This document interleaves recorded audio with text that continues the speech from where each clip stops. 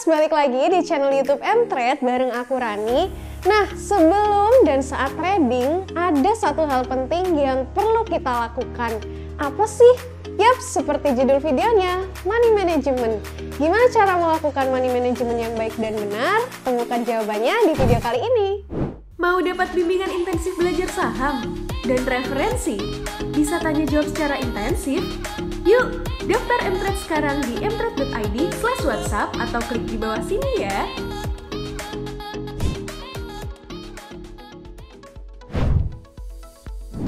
Money management merupakan strategi mengelola dana. Nah, dalam hal ini mengelola dana untuk trading atau investasi. Dalam money management kali ini kita bakal membahas pertama, berapa banyak modal awal yang kita butuhkan, kemudian berapa banyak kerugian yang bisa kita tanggung, yang ketiga, berapa banyak jumlah saham, dan yang terakhir, berapa banyak nominal beli per saham. Ada beberapa poin yang perlu diperhatikan ketika kita melakukan money management saat trading. Pertama, memisahkan budget untuk investasi dan trading.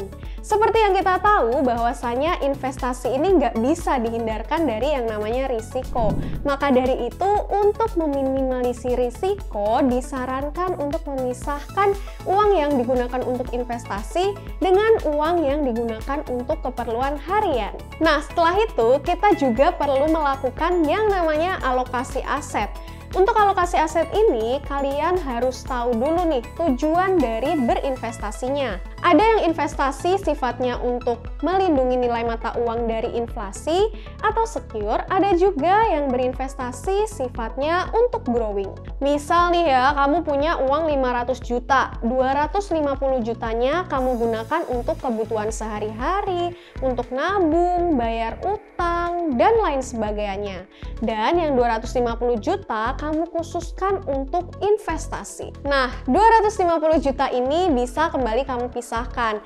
Misal 100 jutanya kamu gunakan untuk investasi yang sifatnya secure dan 150 jutanya kamu gunakan untuk investasi yang sifatnya growing seperti saham.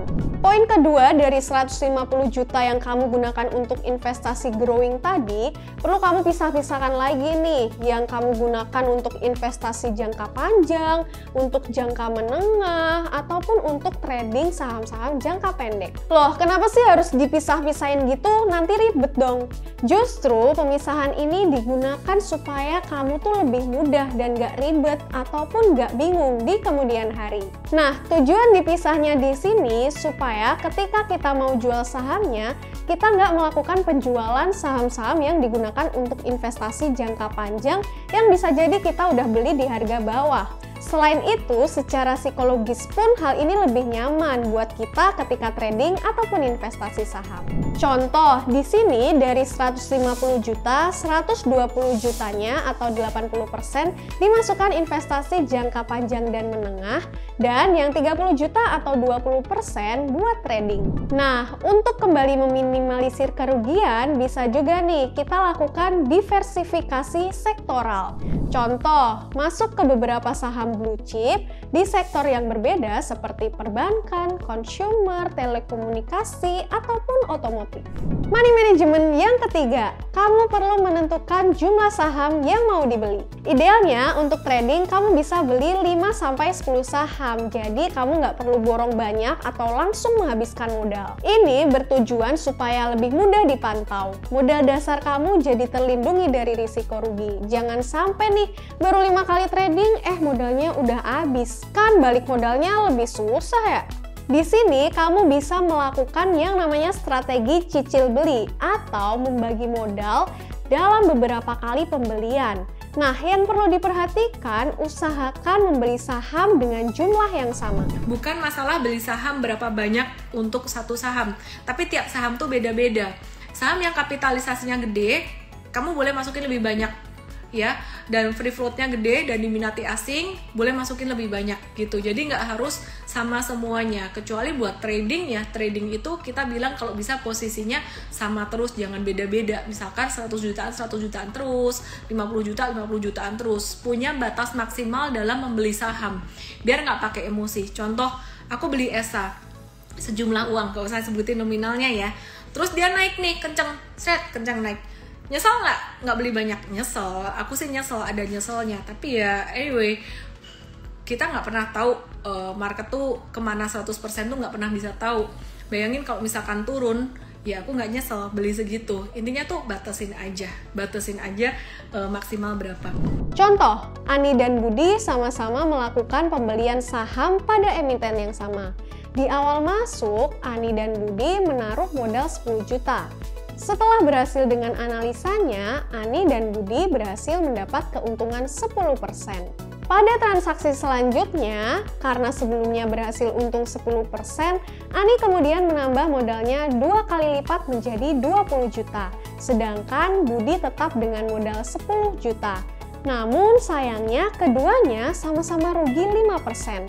Tapi ternyata kerugian yang didapat Ani lebih besar dibanding Budi yang hanya 500.000. Pada transaksi ketiga, Ani mulai merasa takut merugi dan akhirnya mengurangi modal jadi 5 juta. Sedangkan Budi tetap pada 10 jutanya. Gak disangka, ternyata market ngasih keuntungan sampai 20%. Hal ini pun terus berulang, Ani dengan ketidakkonsistenannya dan Budi yang selalu konsisten dengan modal 10 juta. Sampai di akhir periode terlihat perbedaannya. Ani justru merugi sebesar 100.000 dan Budi justru dapat untung sampai 2 juta. Poin berikutnya, jangan buru-buru mau untung besar. Mulailah dengan modal yang kamu siap dengan risikonya. Pergerakan market gak melulu menjanjikan keuntungan. Jadi, pastikan kamu menggunakan uang dingin atau uang yang gak kamu pakai dalam waktu dekat. Money management yang terakhir dan gak kalah penting adalah berani membatasi risiko. Dalam investasi, pembatasan risiko ini didasarkan pada kondisi analisis fundamental. Contohnya, perusahaan yang membukukan kerugian dalam beberapa periode atau dalam kondisi utangnya ini terus membesar. Kalau dalam trading, pembatasan risiko ini bisa dilakukan dengan cara stop loss ataupun cut loss. Gimana caranya? Tenang aja, Mtrade udah pernah bikin videonya kok, kamu bisa nonton gimana cara menentukan stop loss dan cut loss di sini ya. Metode money management apapun pada dasarnya berakar pada pertanyaan berapa besar sih uang yang berani kita risikokan? Karena sehebat apapun kita di market is always right. Ada kalanya juga kita mengalami kerugian. Nah, di saat itulah money management yang menyelamatkan modal yang kita keluarkan. Hal ini dibarengi dengan pemahaman strategi trading dan investasi yang tepat dan pengelolaan psikologis atau emosi yang baik sehingga memudahkanmu untuk mengambil keputusan dan potensi cuanmu lebih maksimal untuk didapatkan. Buat kalian yang mau belajar analisis teknikal dan fundamental saham, download aplikasi Mtrade di App Store ataupun Play Store, gabung jadi user VIP Mtrade dan nikmati konten edukasi, analisis saham secara real time, research report, tanya jawab intensif saham, dan dapatkan morning serta day briefing. Like video ini kalau kamu suka dan bagikan juga ke teman-temanmu supaya mereka juga bisa belajar. Sampai jumpa di next video, bye-bye!